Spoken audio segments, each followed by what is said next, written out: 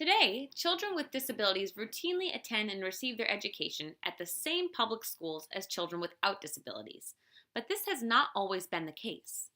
In the first part of this learning lesson, you heard about legislation history leading up to IDEA. Let's begin by watching a recap video on this history.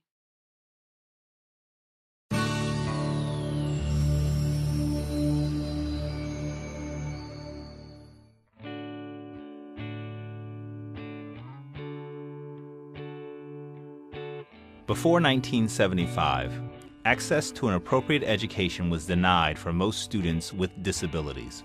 Hundreds of thousands of individuals with severe disabilities were housed in state institutions, and schools only educated approximately 1/5 of students with disabilities.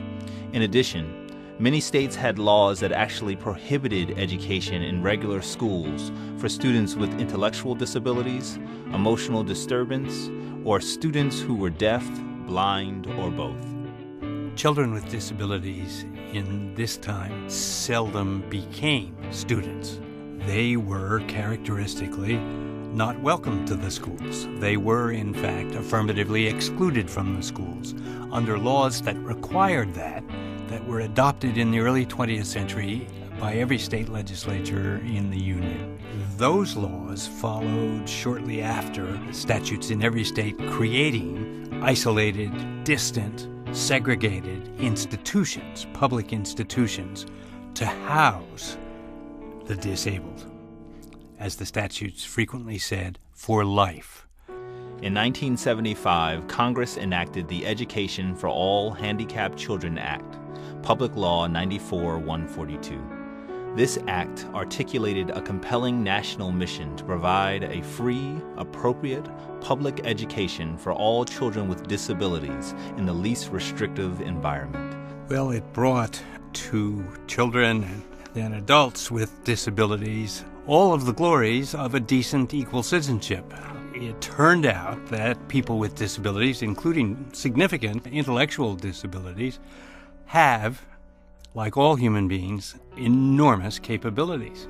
With those capabilities supported and freed by the schools, their lives have become thoroughly different.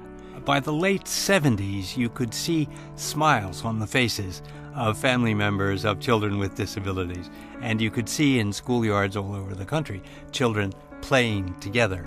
People with disability were no longer isolated and hidden. They were among us and with us and participating and contributing. Many now thought to be uneducable 30, 40 years ago, now attending college and doing very well, thank you. The Education for All Handicapped Children Act supported states and localities in protecting the rights and meeting the individual needs of students with disabilities. It indicated specific federal mandates to improve how children with disabilities were identified and educated, to evaluate the success of these efforts, and to provide due process protections for children and families. In 1986, amendments to the Education of All Handicapped Children Act authorized programs for early intervention with infants and toddlers with disabilities. In the 1990s, the law was reauthorized as the Individuals with Disabilities Education Act, or IDEA, reaffirming the requirements for free, appropriate public education, and strengthening the law's commitment to greater inclusion in community schools, furthering the movement of students with disabilities towards being educated in general education settings. The 1990 amendments also provided for federally sponsored research and supports, which included initiatives for transition services from high school to post-secondary education and adult living for students with disabilities. Without a doubt, the transition services provision in IDEA is one of its most important components. This provision requires all who are working with students with disabilities to take the long view in the planning process with an eye clearly focused on quality of life outcomes. In 1997, amendments to IDEA continued to focus on access. The definition of access, however, was broadened to encompass not just physical access to schools, but also access to the general education curriculum, leading to higher academic expectations and greater outcomes for students with disabilities. The focus must be on instruction that uses individualized approaches for accessing the general education curriculum. Schools support learning and high achievement for all, with increasing opportunities for students with disabilities to be educated to the maximum extent possible alongside their non-disabled classmates. In 2004, amendments to IDEA increased state and local accountability for educating students with disabilities. There is no pressure on schools to work hard on behalf of students who are excluded from the accountability system. For this reason, it is important that all students, including all students with disabilities, participate in the state accountability system. And for this reason, IDEA now mandates that students with disabilities be included in all state accountability programs.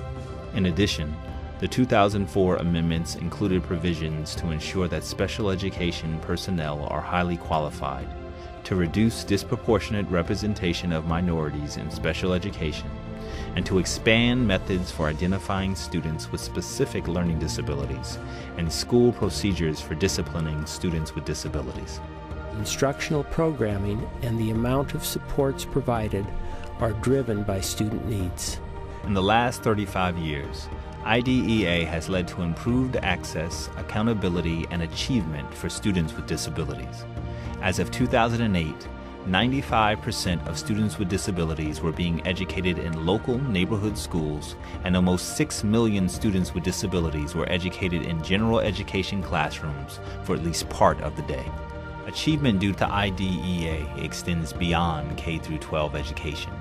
For infants and toddlers, the number of children birthed to age 5 receiving services under Part C and B of IDEA increased dramatically, and families became part of the planning and education process. Graduation rates for students with disabilities receiving a regular diploma have increased 43% since 1995-96, and since that time, there has been a 24 percentage point decrease in high school dropout rates. Enrollment rates at both 2- and 4-year colleges have almost doubled for students with disabilities since 1993, and more students with disabilities hold jobs after leaving high school than ever before. One of the most striking facts is that over the past 20 years, there has been marked increases in employment, post-secondary education, and community living measures across all disability groups. Likewise, significant headway is being made in improving academic accomplishments and successes in an environment of heightened standards and expectations.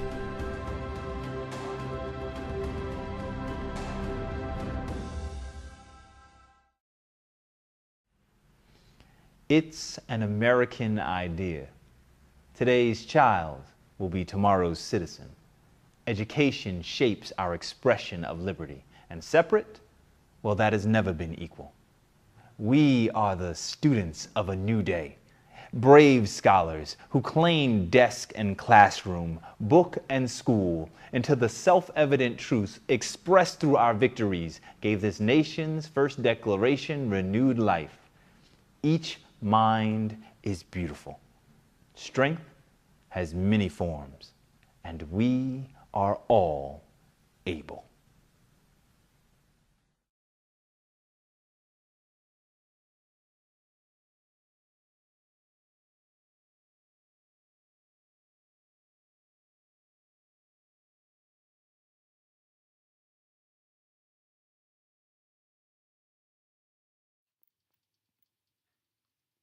In more recent revisions of IDEA, legislation contained core principles to ensure the educational rights of students with disabilities. These principles include zero reject, non-discriminatory evaluation, free and appropriate public education, least restrictive environment, procedural due process, and parental participation. Schools must educate all children with disabilities. Schools must educate all children with disabilities. The zero reject principle applies regardless of the nature or severity of the disability. No child with disabilities may be excluded from a public education. But what about children who pose a threat to others in a school setting? IDEA requires the local education agency to determine whether the student's behavior is a manifestation of his or her disability. If the behavior is not related to the disability, schools may discipline students in the same way they would discipline non-disabled students. However, if the behavior is a result of the disability, schools may not terminate the student's educational services. The second principle is non-discriminatory evaluation. This principle states that every child is entitled to a fair, unbiased evaluation to determine if the child has a disability, and if so, whether special education is needed.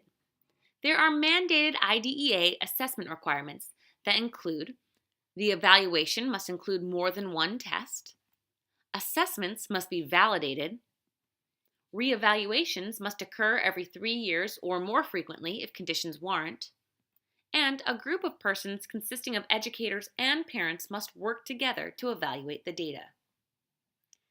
If a disability is determined, the evaluation must sufficiently determine the nature of special education and the related services a student needs. In addition, parental notice is required when the school wants to evaluate the child for special education services. They must contact the family for both initial and subsequent evaluations. Parental notice is also required after the evaluation occurs.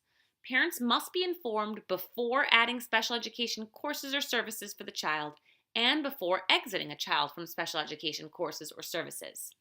Just remember this: you cannot test a child for services without parental permission. Testing and evaluation procedures must not discriminate on the basis of race, culture, or native language. All tests must be administered in the child's native language, and identification and placement decisions cannot be made on the basis of a single test score. All children with disabilities, regardless of the type or severity of their disability, shall receive a free, appropriate public education, or FAPE. This education must be provided at public expense, that is, without cost to the child's parents. An individualized education program, an IEP, must be developed and implemented to meet the unique and individual needs of each student with a disability. The IEP, if the child is aged 3 through 21, or the IFSP, if the child is under the age of 3, specifies the child's unique educational needs, states present levels of performance, identifies measurable annual goals and short-term objectives, and describes the specific special education and related services that will be provided to help the child attain those goals and benefit from education. The document details explanations of instances where a student is not participating in the general education classroom and why. IDEA mandates that students with disabilities be educated with children without disabilities to the maximum extent appropriate, and that students with disabilities be removed to separate classes or schools only when the nature or severity of their disabilities is such that they cannot receive an appropriate education in a general education classroom with supplementary aids and services. IDEA creates a presumption in favor of inclusion in the regular classroom by requiring that a student's IEP contain a justification of the extent, if any, to which a child will not participate with non-disabled peers in the general academic curriculum, extracurricular activities, and other non-academic activities like lunch, recess, transportation, and school dances. Additionally, the IEP must include a statement describing the special education, related services, supplementary aids and services, program modifications, and other supports that will help enable the student to make progress in the general curriculum and to participate in extracurricular and other school activities. To ensure that each student with disabilities is educated in the least restrictive environment appropriate for his or her needs, school districts must provide a continuum of placement and service alternatives. Placements do not need to be all or none. Some students with disabilities will be educated in the same classroom as their peers for some subjects and not for others, depending on their needs and whether those needs can be met in a general education environment with support. The ISB document on LRE I assigned for this learning lesson should help clarify this continuum. You should have read it already, but if you have not, or if you had trouble digesting it at the time, I recommend going back to it before you take the quiz. Schools must provide due process safeguards to protect the rights of children with disabilities and their parents. Parental consent must be obtained for initial and all subsequent evaluations and placement decisions regarding special education. Schools must maintain the confidentiality of all records pertaining to a child with disabilities and make those records available to the parents. When parents of a child with disabilities disagree with the results of an evaluation performed by the school, they can obtain an independent evaluation at public expense. When the school and parents disagree on the identification, evaluation, placement, or provision of a free, appropriate public education and related services for the child, the parents may request a due process hearing. States are also required to offer parents an opportunity to resolve the matter through mediation by a third party before holding a due process hearing. Parents have the right to attorney's fees if they prevail in due process or judicial proceedings under IDEA. The law also includes provisions that allow the court to award reasonable attorney fees to the prevailing school district against the attorney of a parent or the parent who files a complaint that is frivolous, unreasonable, without foundation, or filed for any improper purpose, such as to harass. Although due process hearings are a last resort to resolve conflicts or problems between school districts and parents, they occur with increasing frequency. The majority of due process hearings are over placement or program issues. Lastly, in the past, schools have not shared information and have not included parents in educational decision-making. This principle legitimizes the parent's role in decision-making. Parents are considered a valued member of the child's education team. IDEA promotes parental participation through allowing them access to school records and encouraging participation on state and local special education advisory committees. It is important for schools to work collaboratively with parents in developing IEPs and special ed services. Let's take a moment to practice the key principles of IDEA.